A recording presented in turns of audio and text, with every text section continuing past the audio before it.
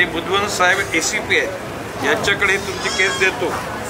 Mobile number तुमचा दिला आहे। सोमवार मंगळवार बुधवार कुठल्याही दिवशी तुम्हाला ते बोलून घेतील आणि त्या पद्धतीनं त्या समोरच्या माणसात बोलवतील आणि न्यायनिवाडा करतील। न्यायनिवाड्यात जर काम नाही झालं तर पुन्हा 1 महिन्याने मी परत इथंच भेटणार आहे।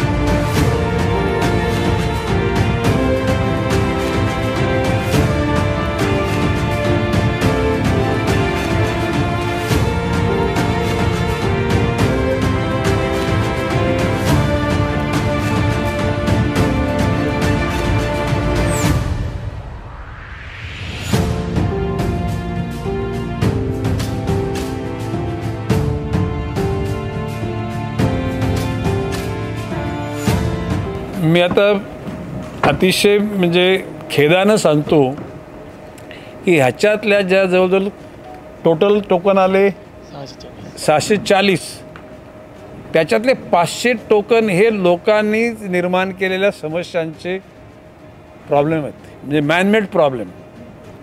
हे जर का थोडेसे जीवनशैली बदलली तर हे प्रॉब्लेम राहणार नाहीत। प्रत्येकाला मोठा बंगला, मोठी गाडी, दागिने या आकर्षणापायी दुसऱ्याच्या जीवनाची बर्बादी करणाऱ्या लोकांचा भरणा आज जास्त आहे। त्यातल्या तर आज बुधवंत साहेबांना जास्त काम आहे, पवार साहेबांना सुद्धा भरपूर काम आहे। पवार साहेबांचे मी म्हटलं सोमवार मंगळवार बुधवार असे 4 दिवस सकाळी 9 वाजल्यापासून तर मला वाटतं रात्री 9 वाजेपर्यंत ती सगळी सॉर्टिंग करायला लागेल कोणाला।